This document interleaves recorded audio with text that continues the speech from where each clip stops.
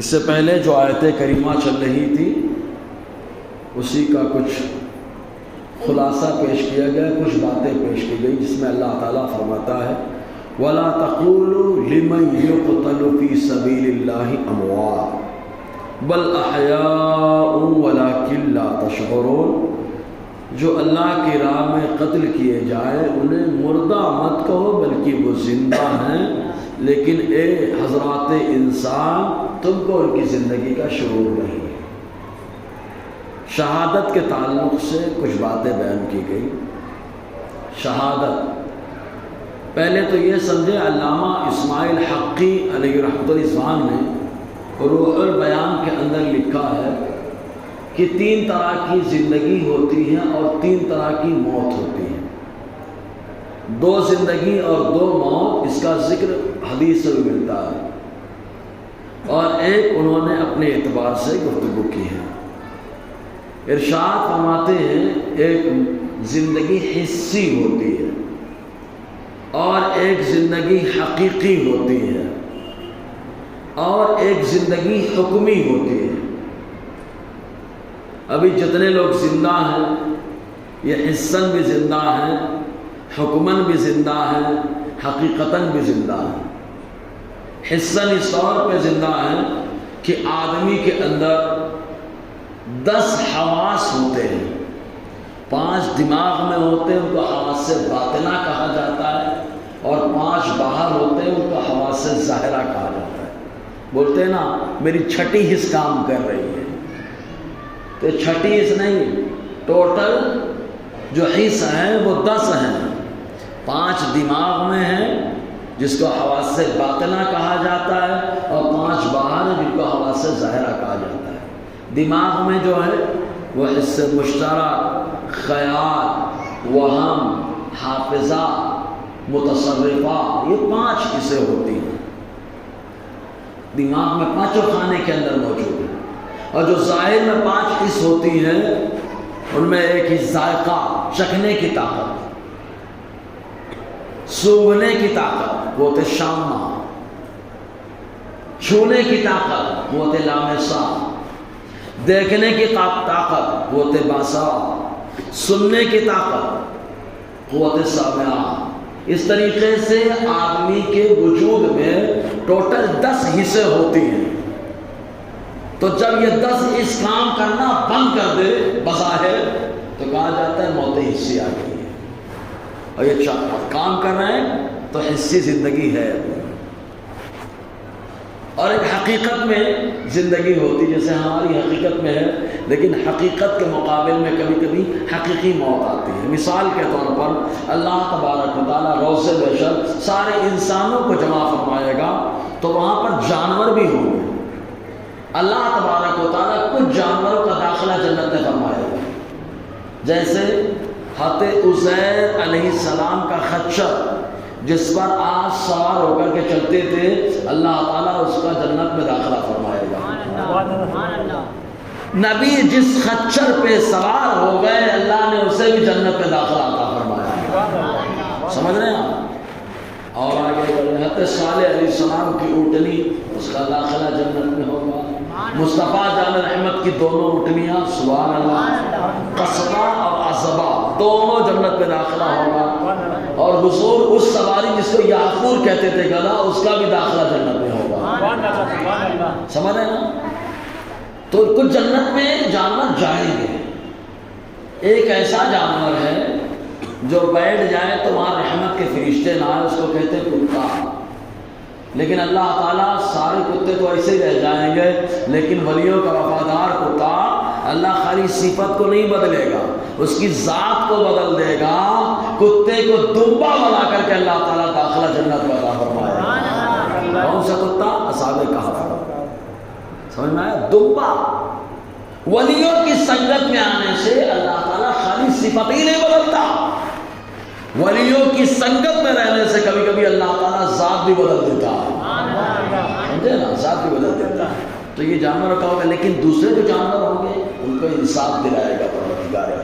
اگر کسی نے ان کو بنا وجہ مارا ہوگا تو اللہ تعالیٰ انصاف دلائے گا، اس نے ظلم کیا، ظالم سے جا کے اپنا بدلہ لے لے، ظالم سے جا کر کے وہ بدلہ لے گا پھر سارے جب جانوروں کا انصاف ہو جائے گا تب اللہ تعالیٰ فرمائے گا کونو ترابا، اے جانور مٹی بن جاؤ، سارے جانور مٹی بن جائیں گے، اللہ تعالیٰ کو مٹی بننے کا حکم عطا فرمائے گا۔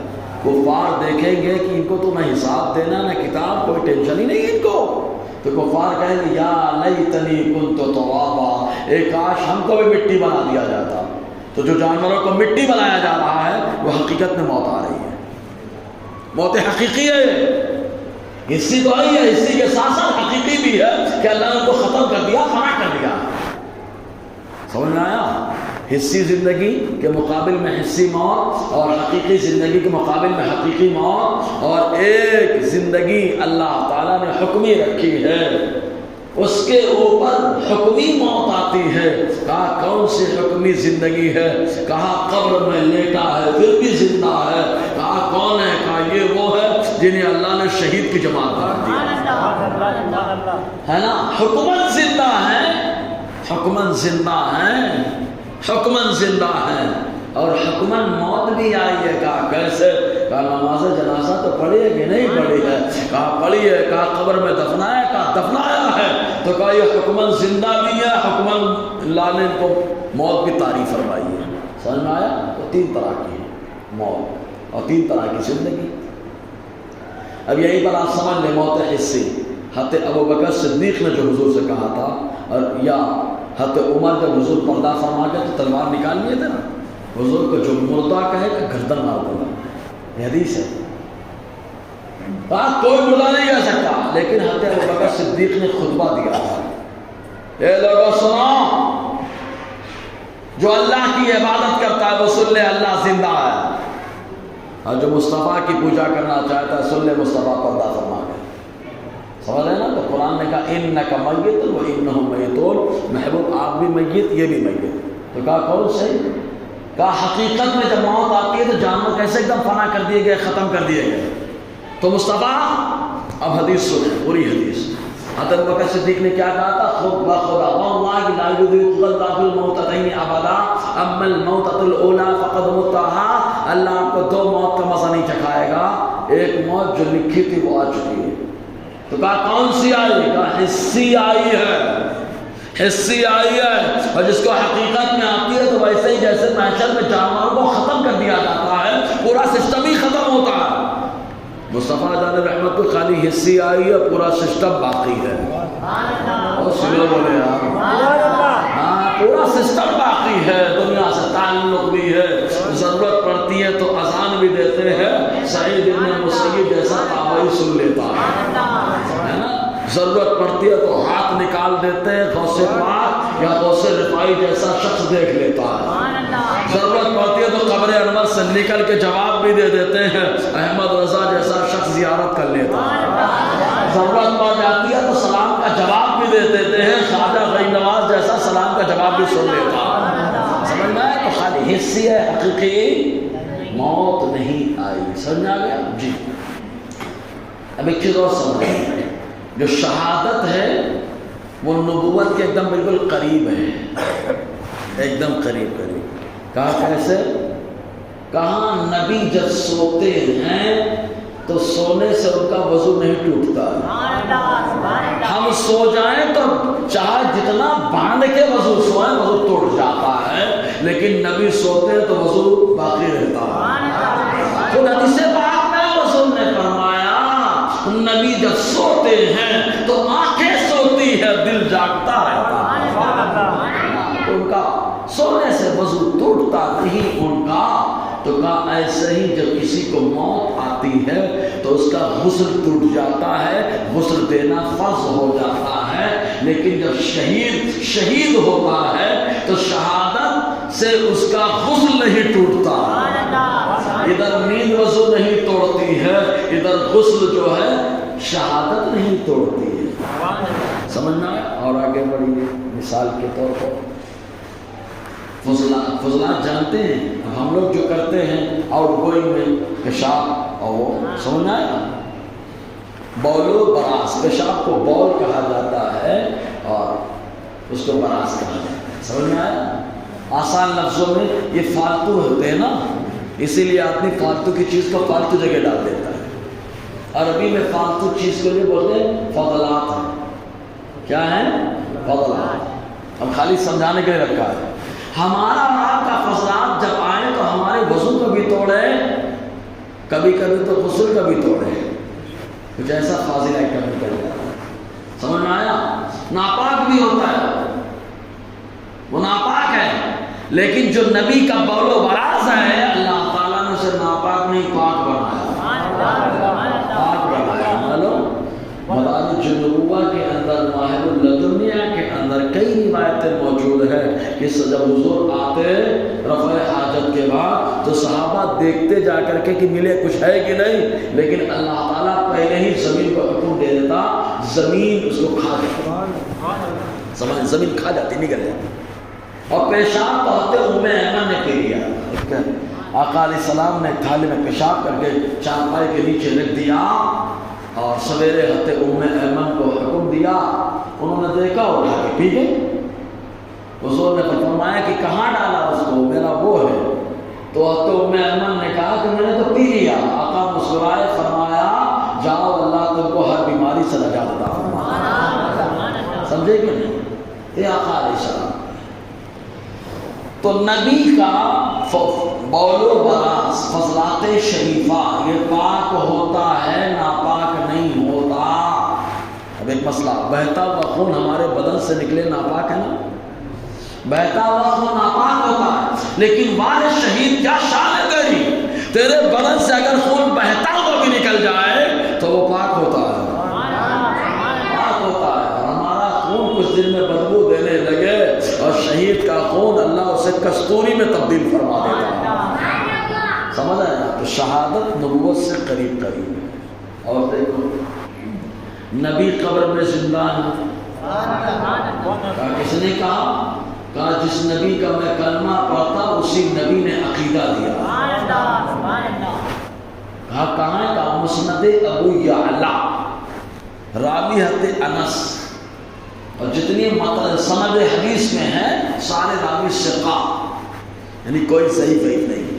کیا فرماتے؟ حضور نے فرمایا ان الانبیاء احیاء فی قبورہم یصلون. حضور نے فرمایا سارے نبی قبروں میں زندہ ہیں, نماز پڑھتے ہیں. ہم کہتے تو کوئی کہتا مولوی کچھ بھی بول دیتا ہے. ارے مولوی بعد میں بولتا ہے, ساری کائنات کا آقا پہلے فرما گیا. سمجھ آئی کہ نہیں؟ زندہ. ایک حدیث میں آیا حج کرتے, بولو حج کرتے. حضور نے فرمایا حج کرتے ہیں. یہی وجہ ہے کہ حجۃ الوداع میں جب سرکار تشریف لائے تو منع میں بیٹھے ہوئے ہیں, مسلم شریف کی حدیث ہے بات, آقا فرماتے میں نے اپنے بھائی یونس بن متیٰ کو آتے ہوئے دیکھا. یونس بن متیٰ کو آتے ہوئے دیکھا. آقا فرماتے حج بھی کرتے ہیں تو قبر میں زندہ, نماز پڑھتے ہیں. کہا شہید, کہا وہ بھی زندہ ہوتا ہے, وہ بھی زندہ ہوتا ہے. کہا نبی, کا ان کو بھی روزی ملتی ہے. فنبی اللہ حی یرزق, انہیں بھی اللہ تبارک و تعالیٰ قبر میں روزی عطا فرماتا ہے. اور شہید جب قبر میں جاتا ہے تو اللہ اسے بھی روزی عطا فرماتا ہے. لیکن یہ نہیں کہہ سکتے کہ شہادت نبوت کے برابر نہیں, قریب قریب ہے, قریب قریب ہے. سمجھ میں آیا؟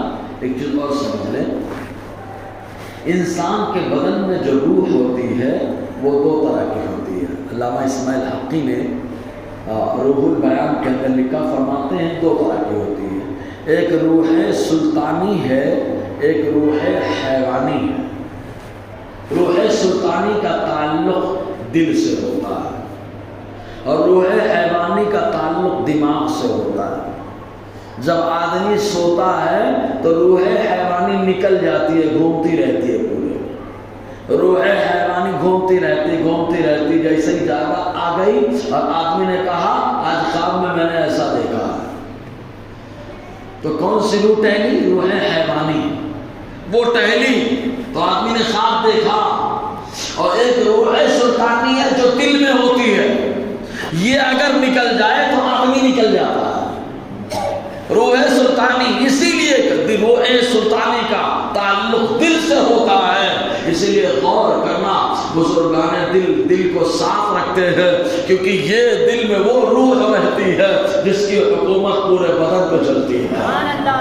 اگر یہ جگہ صاف ہے، یہ صاف ہے، تو حکومت بھی صاف ہے، معاملات بھی صاف ہے۔ تو اللہ تبارک و تعالیٰ ارشاد فرماتا ہے وَلَا تَقُولُوا، کہنا مت، بولنا مت، لِمَنْ يُقْتَلُ، ان کے لیے جو قتل کیے گئے اللہ کی راہ میں۔ کیا مت بولا؟ اموات، مردہ۔ دیکھیں شہادت کی کئی قسمیں میں نے بتائی تھی، ایک شہادت حکمی، ایک حقیقی شہادت، دھار آلہ لے کر میدان کارزار میں گیا، کافر نے حملہ کر دیا، شہید ہو گئے، یہ حقیقی شہادت ہے۔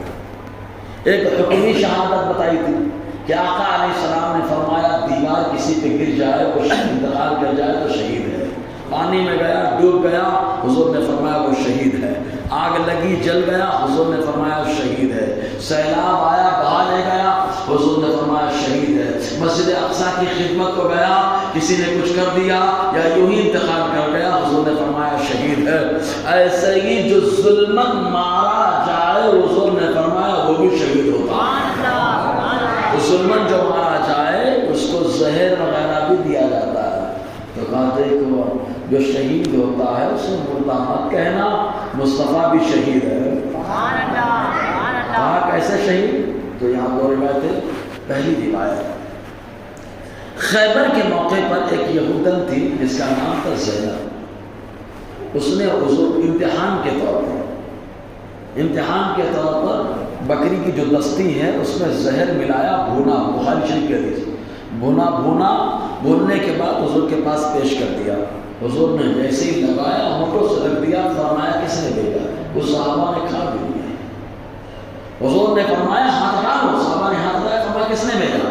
کہا زینب یہودن نے۔ حضور نے فرمایا بلاؤ اس کو۔ بلایا گیا، آقا فرماتے حل سممت فیہا، کیا تم نے اس کے اندر زہر ملایا؟ فوراً بولتی ہے ماں اخبار، کس نے بتا دیا؟ کیونکہ زہر جب میں نے ملایا تو میں تھی اور یہ تھا، مطلب زہر اور گوشت، کوئی اور نہ تھا، آپ کو کس نے بتا دیا؟ حضور نے فرمایا وہ گوشت جس کو میں نے ہونٹوں سے لگایا، اس نے کہا سرکار مت کھائیے، میرے اندر زہر ملا ہوا ہے نا، زہر ملا ہوا ہے۔ وہ معاملہ ہو گیا، اس وقت اس کی حضور نے فرمایا کیوں ملایا؟ تو اس نے کہا اس لیے کہ اگر آپ نبی نہ ہوں گے تو زہر کا اثر ہو جائے گا، شہید ہو جائیں گے، اور نبی ہوں گے تو کچھ اثر نہیں ہوگا۔ سبحان اللہ۔ تو حضور پہ کچھ اثر نہ ہوا، صحابہ نبی نہیں تھے، کھایا، شہید ہو گئے۔ ٹھیک ہے، اب امتحان پورا ہو گیا، پردہ فرمانے کا وقت آیا۔ جب پردہ فرمانے کا وقت آیا، عائشہ صدیقہ رضی اللہ تعالی عنہ سے حضور نے فرمایا اے عائشہ، آج بھی مجھے اس زہر کا اثر محسوس ہوتا ہے جو مجھے خیبر میں دیا گیا تھا۔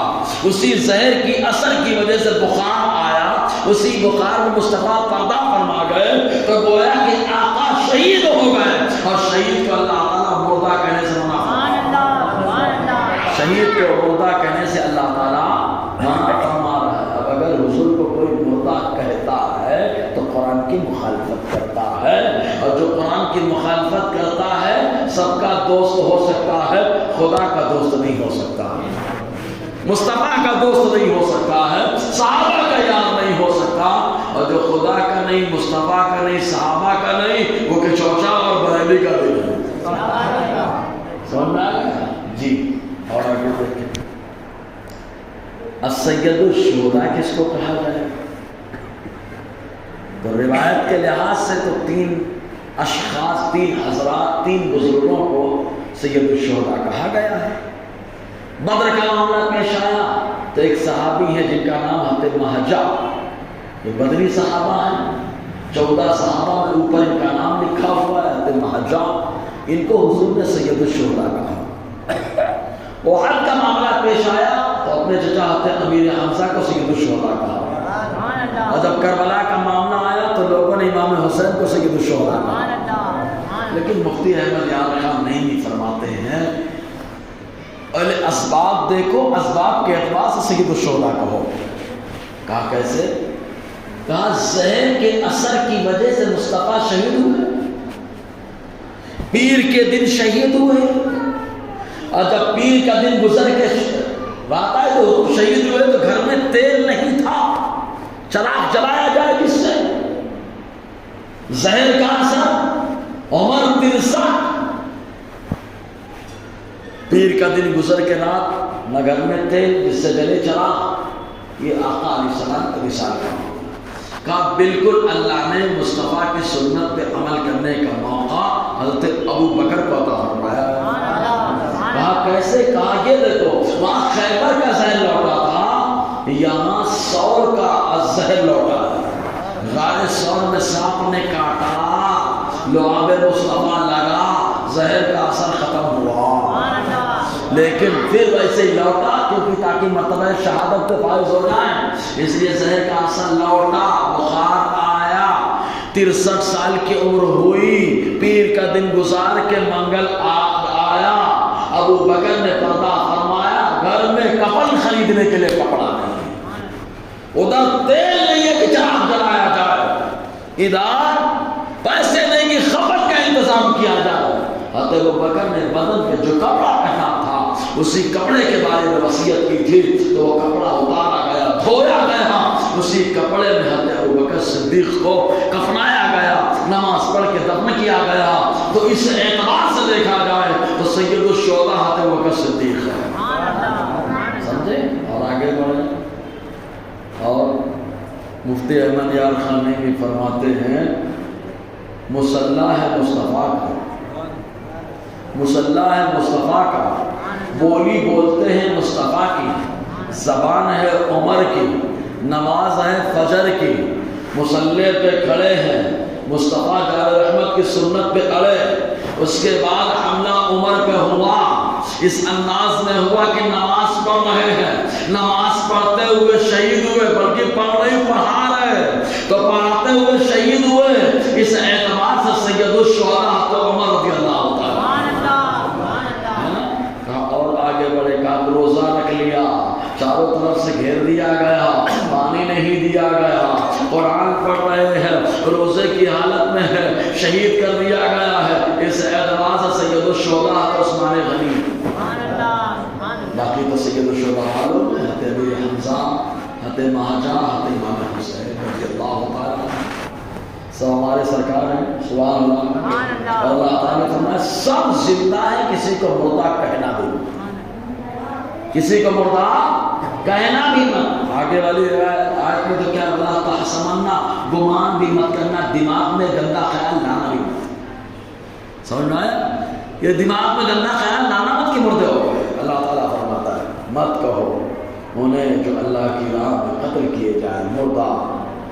عقل مند تھا، سمجھ گیا کہ مردہ ہے تو مردہ نہیں کہہ سکتے، تو زندہ تو کہنا ہی پڑے گا، لیکن تھوڑا کم دماغ تھا، فوراً رب نے فرمایا بل احیا۔ عقل مندوں نے تو سمجھ لیا، لیکن دماغ کم والے بھی ہیں، تو رب فرماتا ہے بل احیا، جو نہیں سمجھ پایا اب سمجھ لے یہ زندہ ہے، جو نہیں سمجھ پایا اب سمجھ لے کہ تب کلیئر حکم اللہ فرما رہا ہے زندہ۔ اچھا کیا بتائیے، اگر ہم کہتے زندہ تو بے ادب ہے، آپ کہیں تو بے ادب ہے، اور اللہ کہے تو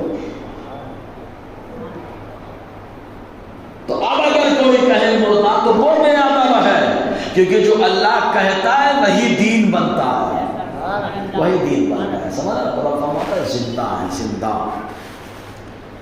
اور بہت ساری چیزیں زندہ ہوتی ہیں لیکن آدمی سمجھ نہیں پاتا ہے۔ مثال جیسے آپ دیکھیں پاور، وائر پھیلا ہوا ہے، وائر میں لائٹ ہے نہیں ہے ہم کو شعور نہیں ہے اس کا، لیکن جیسے ہی پنکھے کو دیکھا چل رہا ہے کہا لائٹ ہے، جیسے ہی بلب کو دیکھا چل رہا ہے کہا لائٹ ہے، جیسے دیکھا لوگ کو چل رہے کہا لائٹ ہے، سمجھ آیا؟ تو وائر کو دیکھا تو وائر ایک دم برانا، کوئی نہیں سمجھ میں آ رہا ہے کہ نہیں ہے کہ نہیں ہے کہ نہیں، لیکن جو اثرات اس کے ہیں ان کو دیکھا سمجھ گئے کہ زندہ ہے، لائٹ موجود ہے۔ تو اللہ تعالیٰ فرماتا ہے یہ قبر میں ہے، ہر آدمی نہیں سمجھ پاتا کہ زندہ ہے، لیکن جب زندگی کے اثرات کو دیکھتا ہے، سلام کا جواب ملتا ہے، جلوہ ملتا ہے، حق ملتا ہے، تو زندہ ہے واللہ، تو زندہ ہے واللہ، میری چشم اعلیٰ تو چھوٹا ہے۔ اثرات کو دیکھ کر کے آدمی مانتا ہے کہ یہ زندہ ہے، یہ زندہ ہے۔ اچھا، ہر زندہ شے کو آدمی سمجھ نہیں پاتا۔ ماں کے پیٹ میں بچہ زندہ ہوتا ہے، پانی میں رہتا ہے، پانی میں پانی کم ہو جائے تو ڈاکٹر پریشان ہو جائے، پانی کم آئے بچہ خطرے میں ہے۔ پانی میں کوئی زندہ بچہ رہتا ہے، لیکن اللہ نے چاہا ماں کے پیٹ کی دنیا میں پانی میں رہے زندہ، تو پانی میں ہے زندہ۔ دنیا میں آئے، رب نے چاہا ہوا میں رہے زندہ، تو اللہ نے حکم دے دیا ہوا میں زندہ۔ اور جب قبر میں گیا تو اللہ نے فرما دیا قید ہے بظاہر، لیکن حقیقت میں زندہ ہے، جہاں چاہتا ہے وہاں۔ یہ اللہ کی قدرت ہے، اللہ جسے چاہے اسے یہ قدرت دے سکتا ہے۔ تو رب فرماتا وَلَكِنْ لَا تَشْعُرُونَ، لیکن تم کو ان کی زندگی کا شعور نہیں ہے، احساس نہیں ہے۔ اب آگے کی آیت کریمہ کہ جب یہ عقیدہ بتا دیا گیا تو اب اس عقیدے کو بتانے میں علی اعلان بتاؤ گے تو ہو سکتا ہے کہ کوئی بولے اس کا بائیکاٹ کرو، تو ڈر لگے گا۔ بائیکاٹ کریں، کاروبار کرتا ہے آدمی تو کہا کاروبار کم ہو جائے گا، مال کم ہو جائے گا، پھل کم ہو جائے گا، بائیکاٹ ہو جائے گا۔ تب اللہ تعالیٰ فرماتا ہے ہر آدمی حقیقت نہیں بیان کر سکتا، اور جو حقیقت بیان کرتا ہے میں اسی کو آزماتا، اور جو آزمائش میں کامیاب ہوتا ہے اسی کو بشارت سناتا۔ وَلَنَبْلُوَنَّكُمْ بِشَيْءٍ مِّنَ الْخَوْفِ، اب کیسے اللہ آزماتا ہے اسی پہ انشاءاللہ آگے روشنی رہے گی۔ اللہ تعالیٰ ہم سب کو فیضان قرآن، برکات قرآن سے مالا مال